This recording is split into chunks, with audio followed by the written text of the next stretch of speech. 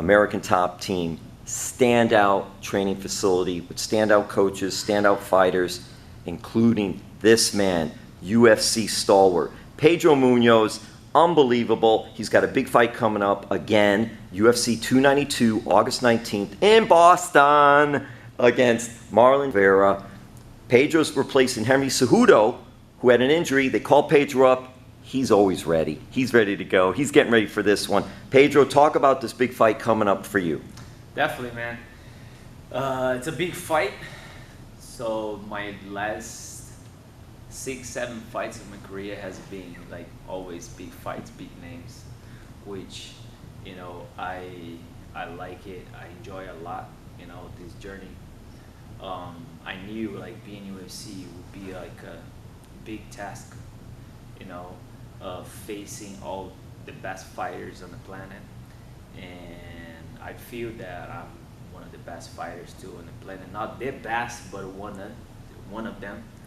So and I'm here in American Top Team every day, so working, always try to improve, you know, my game, all rounded, you know, striking, grappling, wrestling, and just training here every day. And when I get that opportunity to step up against Chito in 6 weeks, that's when we got the call. There was plenty of time for me, you know, to get ready for someone like Chito, which is very durable and a good fighter as well.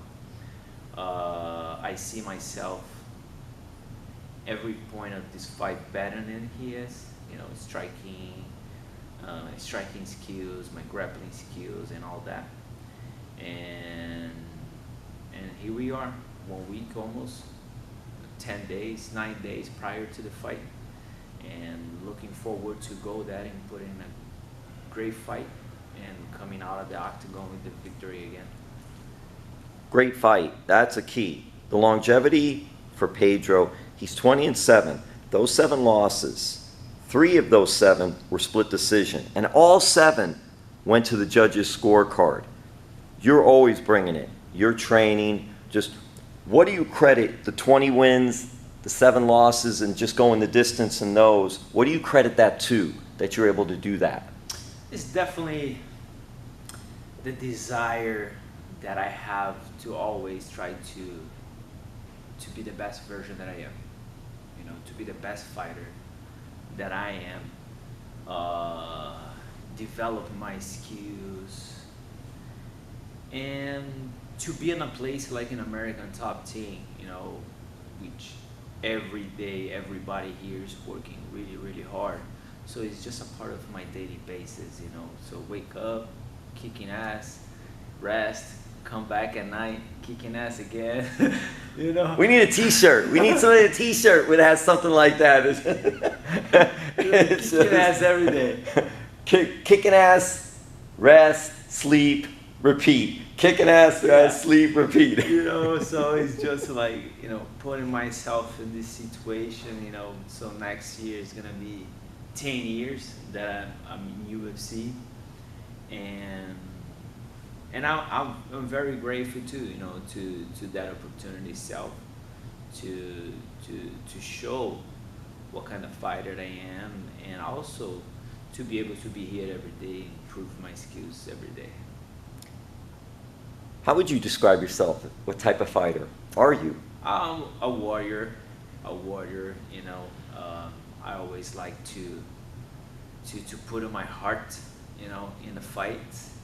I always fight for win, you know, even though sometimes it didn't happen. It happened a few times. It didn't go my way, but I always, every single second that I'm inside the octagon, I try to put everything on it, and I try to finish all my opponents no matter what. And your opponents, it's like a who's who's list of bantamweight fighters, including yourself, of course. Just an incredible array of talent that you've been in there with. I'm curious though, how much respect do they give you? Because it seems like they give you so much respect. They know, your opponents know what you're capable of. Yeah. How does that make you feel? It is definitely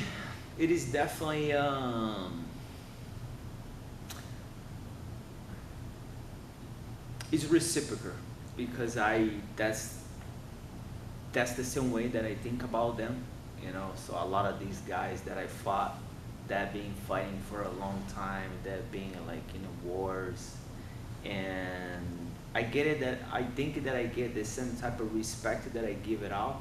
So that's pretty much it. And I'm curious because your last fight, unanimous decision win versus Chris Gutierrez, and it was your 20th victory. So I'm just curious, did that make it a little more special that it was the 20th, or Sure. not? Yeah, or not really? Special coming from two lost. It was very close losses, but it was, you know, kind of like a loss. So it was good to get another victory. And Chris Gutierrez, upcoming fighter, he had 6 or 7 straight victories before he faced me. So it was, I knew what type of fighter that I am, like I said, so I was always confident that I could have finished him, but I think I had to prove that to people, even though it's not a thing that I like to prove anything to. I like to prove to myself, and that's the reason that I do what I do.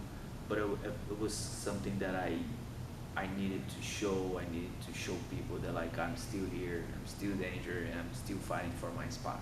That's amazing that that's the mindset, because yes, you were coming off a couple losses, but you were still big fights, good fights, but still getting the win, obviously.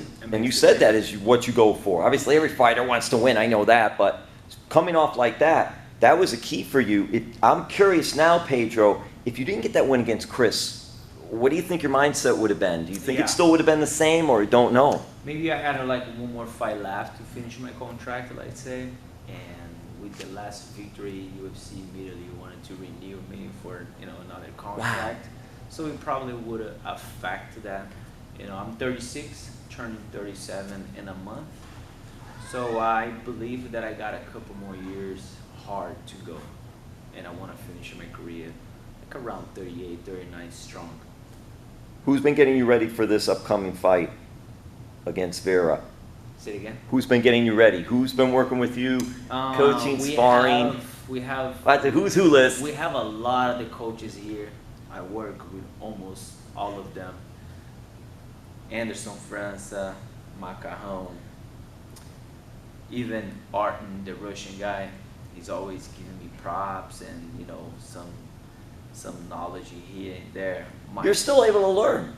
You're still, I mean, you've been in so many fights and all, but still you're learning. Oh, all the time. Listen to them, getting them feedback. Mike Brown, just, you know, always learn new tricks here and there. Pahumpa, my jiu-jitsu coach. My head coach, Conan. Ivan, my boxing coach. His brother, Gabriel. So I list right now 8 coaches. And then we're going on and on. My strength conditioning coach, Everton, and almost everybody inside this place here I work with. And I find too that's so interesting because even though it's such an individual sport, it is a team, American top team. Mm-hmm. One of the best, if not the best in the world, mm-hmm. award-winning, mm-hmm. here in South Florida in Coconut Creek. And you're getting ready for your fight, but we could also see you helping somebody else. Yeah. That's what you all do, the men and the women and all. What is that like? After my last fight with Chris Gutierrez, I've been coaching here at the facility.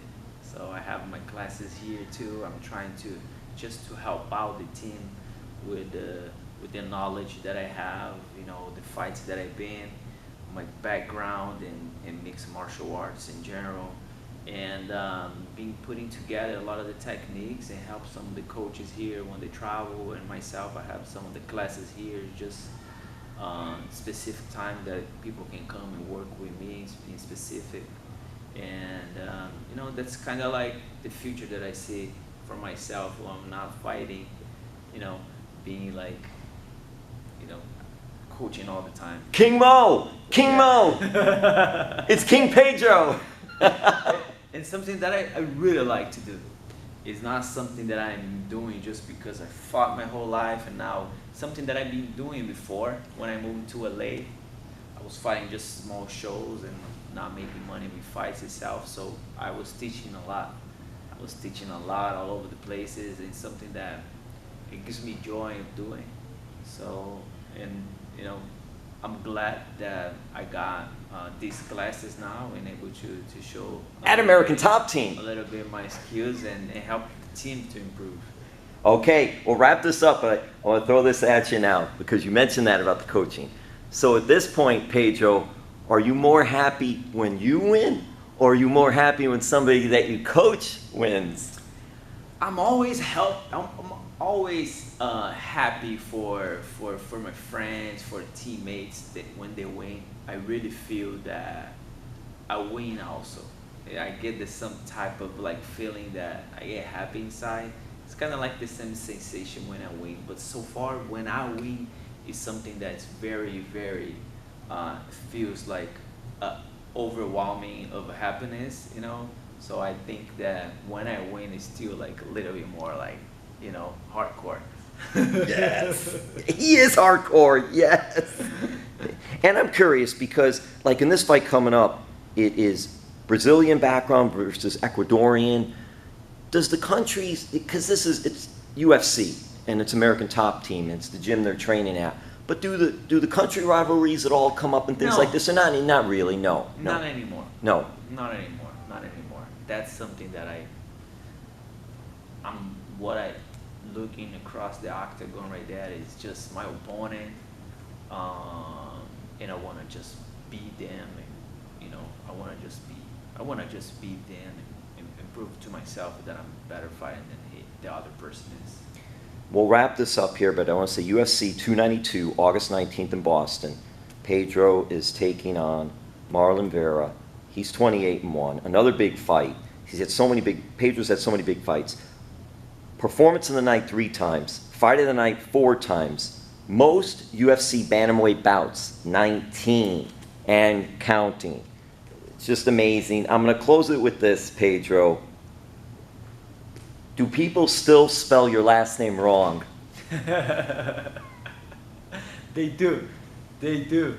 They get confused with the NH, so they remove the H, just NO. It's just because I guess it's like the Portuguese alphabet compared to the Spanish alphabet, because we have H, and then in Spanish they don't have the H. On the Right. alphabet. I didn't know. Yes, I knew now. I've known of you for a while, so I know you're an H. But they don't have a Spanish H.